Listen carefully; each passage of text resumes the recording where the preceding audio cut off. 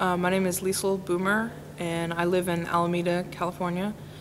And currently, I receive SSI and am on Medi-Cal as my only health insurance. And the way the cuts have already impacted me are by not being able to pay for all of my food bill or my rent, as well as my phone bills. I was lucky enough to get a part-time job to help pay for those expenses. Otherwise, I wouldn't even be able to be here right now. I also have a degenerative vision disease that has I recently had surgery on both of my eyes so that I can see today. And however, I also couldn't get the cost covered by my Medi-Cal. I couldn't get my new glasses here that I'm wearing made by my Medi-Cal.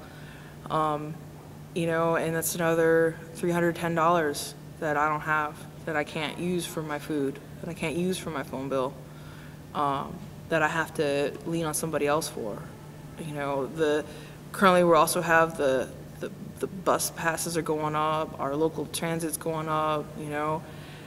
I don't know how people can live on, you know, $870, $850, now it's gonna be $845 next month, and go anywhere. You know, it's ridiculous, you know, let alone go anywhere. How do you eat?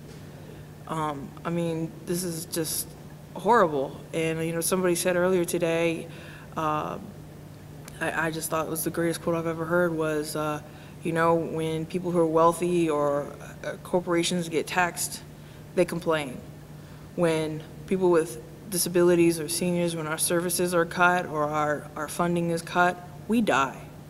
And I think that is the strongest and most authentic thing I've ever heard about what really happens. You know, you don't hear our voices that much. You know, we were lucky enough to come together today to learn about some of this stuff. But it's hard enough to even get people to come out because you can't afford to pay for transportation, can't afford to pay for BART. You know, I mean, for disabled, BART tickets like $8, $9 now. That's a lot of money.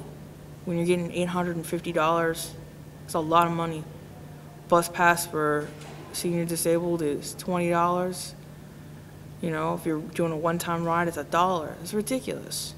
You know, you gotta work to be able to pay for that stuff. And if you work, then you lose your money.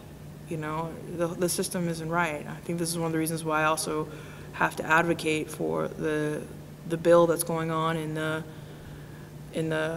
U.S. Senate right now about health care. You know, without health care, you can't do anything. You can't get services. You know, they've cut psychology services, they've cut audiology. I have a hearing issue I need checked. I've been denied 3 or 4 times. I needed inserts for my feet made because I have had ankle surgery. They denied it twice. Even when my orthopedic surgeon after surgery wrote it down, they still denied it.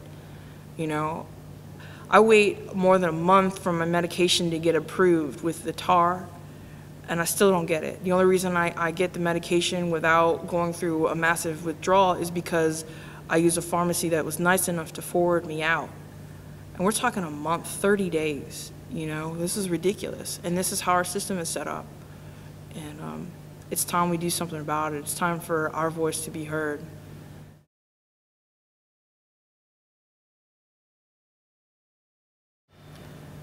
Have you lost your mind?